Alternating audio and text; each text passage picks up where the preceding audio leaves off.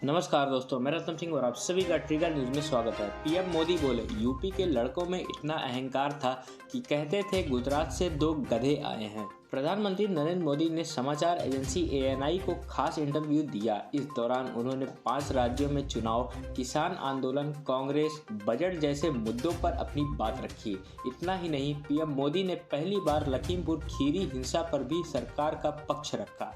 PM Modi ने अखिलेश यादव और जयंत चौधरी पर निशाना साधते हुए कहा, ये 2 लड़कों वाला खेल तो हमने पहले भी देखा है।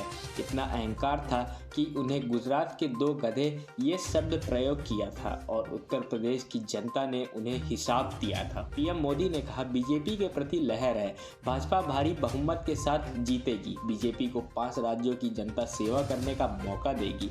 जिन राज्यों में बीजेपी को सेवा करने का मौका मिला है, वहाँ की जनता ने हमारे काम को देखा है, हमें परखा है। जब काम करने का प्रयास दिखाता है, जब काम दिखता है, जब लोगों को पौष्टिक काम दिखता है, गरीब को घर मिलता है, तो दूसरे में विश्वास होता है कि इसे घर मिल गया, कल मेरा भी नंबर आएगा। बीजेपी की जहां सरकार होती है, वहां एंटी इनकम्बेंसी नहीं होती, वहां प्रो इनकम्बेंसी रहती है। पीएम मोदी ने कहा, आप देखिए, बीजेपी एक कलेक्टिव नेतृत्व में विश्वास करती है, सामूहिकता में विश्वास करती है। चुनाव में पीएम मोदी की तस्वीर नहीं है, वह कार्यकर्ता की तस्वीर है। कार्यकर्ताओं का नाम नरेंद्र मोदी है। पीएम मोदी ने कहा, कार्यकर्ताओं के बीच खड़ा होकर मुझे भी खुशी होती है। पीएम मोदी ने कहा, बीजेपी हार हार कर ही जीतने लगी है। हमने बहुत पराजय देखे हैं, जमानत जब्त होती देखी है। एक बार जनसंघ के समय चुनाव हारने पर भी मिठाई बांटी जा रही थी, तो हमने पूछा कि हारने पर मिठाई क्यों बांट रहे हैं।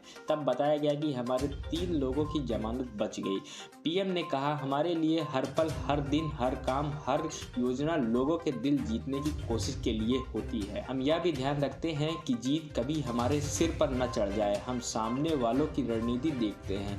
हम हर चुनाव से सीखते हैं, चाहे उसमें जीत मिले चाहे हार मिले। यह हमारे लिए ओपन यूनिवर्सिटी है, इसमें हमें भर्तियां करने का भी मौका मिला है। आगे पीएम मोदी ने कहा, देश में एक कल्चर चला है, राजनेता बोलते रहते हैं कि हम ये करेंगे वो करेंगे। 50 साल बाद भी कोई अगर वो काम कर देगा तो कहेंगे कि हमने ये उस समय कहा था। ऐसे लोग बहुत मिल जाएंगे। एक बार किसी ने मुझे चिट्ठी भेजी थी कि उत्तर प्रदेश में समाजवादी पार्टी के परिवार से 45 लोग ऐसे थे जो किसी न किसी पद पर थे। किसी ने मुझे कहा कि उनके पूरे परिवार में 25 साल से अधिक आयु के हर व्यक्ति को चुनाव लड़ने का मौका दिया गया है। मैं समाज के लिए हूँ, परंतु मैं जो नकली समाजवादी की चर्चा करता हूँ, ये पूरी तरह परिवारद है। लोहिया जी का परिवार कहीं नजर आता है क्या?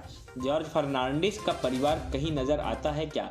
नीतीश बाबू का परिवार कहीं नजर आता है क्या? पीएम ने कहा, परिवारवाद पार्टियों लोकतंत्र का सबसे बड़ा दुश्मन है। जब परिवार की सर्वोपरि होती है, परिवार को बचाओ, पार्टी बचे न बचे, देश बचे न बचे। ये जब होता है तो सबसे बड़ा नुकसान प्रतिभा को होता है। सार्वजनिक जीवन में जितनी अधिक प्रतिभा आए वो जरूरी है। इसके बाद आगे पीएम नरेंद्र मोदी ने कहा, पहली बात है कि जब यूपी में लोग सुरक्षा की बात करते हैं तो लोगों के मन में पिछले सरकारों में झेली गई मुसीबतों, माफिया राज आता था। ये सब उत्तर प्रदेश ने निकट से देखा है। बहन बेटी घर से बाहर नहीं निकल पाती हैं।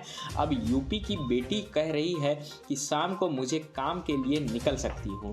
ये विश्वास बहुत बड़ी बात है। गुंडे एक वक्त जो चाहते थे वो कर पाते थे, लेकिन अब गुंडे सरेंडर कर रहे हैं, कह रहे हैं जेल में जीवन बच सकता है। योगी जी ने सुरक्षा को प्राथमिकता दी है। कुछ लोगों को इसमें दिक्कत हो रही है, माताओं बहनों को सुरक्षा दी, ये बड़ी बात है।